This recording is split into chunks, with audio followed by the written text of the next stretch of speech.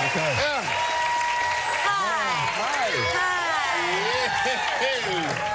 Hi. Hi. How are you? I'm okay. So you have come full circle. This used to be your old neighborhood over here, right? It was my old neighborhood. I used to live here. I worked here. Yeah. Yeah, I used to work at Tavern on the Green. Yeah, what'd you do there? I opened the door. No kidding. I did, yeah. You were the door guy? Yeah, when Jake was first born, my first son, my 20-year-old, when he was first born, yeah, and I was just auditioning, and I needed, I had to work, and so I was like the doorman at Tavern on the Green. Did you ever have any celebrities go in? Oh yeah, all the time. Who was the worst one? The worst one? Yeah. I thought you were going to ask me who the best one was. The best one was Paul Newman. Oh, wow. That was cool. And then, who was the worst? I can't remember. Yeah, I don't... You'll tell us during commercial break. Yeah, okay. And we mentioned it earlier in host chat, but congratulations, you just had another baby. Yeah. With Rose, your girl Rose Byrne. Thank you. What's today? Today's Wednesday? I was just asking Today the audience. is Thursday. Thursday. Yeah. So okay. yeah, so we had him, little Rocco, last Monday. 10 days. Rocco Cannavale is a great name. Thank you. Oh my God. Rocco Robin. So Rose's dad's name is Robin, and Rocco, I just always liked the name. Yeah. And I thought it went pretty well with the last name. And sure does. And there's a movie I like called Rocco and His Brothers, and I like Rocky the movie. Yeah, right. For a lot of good reasons, really. And I like the nicknames opportunity. I'm telling you, what's great is that, like, nobody is going to mess with your son. It's like, why don't you call Rocco Cannavale? He's going to come over here. And then we're going to go over there. Yeah, it's true. Hopefully the name alone is a deterrent. That's all it needs. Yeah. So I know, we know you're probably not getting a lot of sleep, but how has life changed in the last week and a half since you've had it? Well, that's the chief thing, yeah, not a lot of sleep, and, you have a lot of, like, weird conversations, when you have a small child like that who can't understand anything you're saying, right, of course, but you treat them like they do understand you. Right. So, I hear Rose having these conversations, and I know there's nobody in the house except for this week-old baby, and you're hearing like, well, why don't you put your hand through this little thing? You just you unfold your arm, and you put your hand through the hole, and you're like, who are you talking to? And it's this little, this little person, and so that's crazy. You have all these crazy conversations. Did it all come back to you? Like, did you need a refresher course in diapers or swaddling? No, it weirdly all came back to me. Yeah.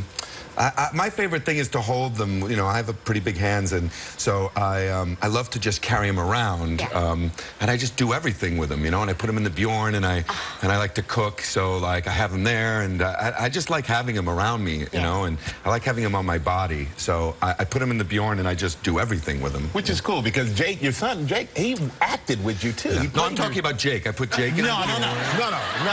This is Rocco. His legs dangle on the ground. It's weird. But Jake also acted with you too. He played your son on the show. He did. He played my son on Nurse Jackie a few years ago. Which is awesome. Yeah, and he's still at it. And he was on Broadway last year with Larry David in the play Fish in the Dark. He did that for 6 months, and he's doing great. Yeah. That is awesome. Good kid. That's awesome. Thank you.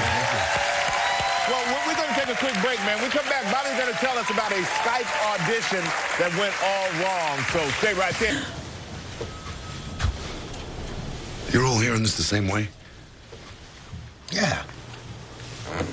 No. Of course. 3 bars.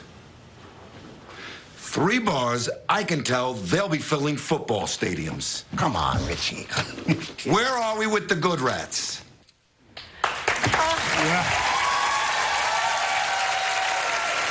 You are so good. Thanks. So you play Richie Finestra. Yeah. And you're this record company, a music mogul. Yeah. And this is set in the 70s. So set in 1973 here in New York City, and Richie owns his own record label, and the label's in trouble financially, and he's at a crossroads, really. Like, his partners want him to sell it, and he refuses to, and so he's got to find the next big thing.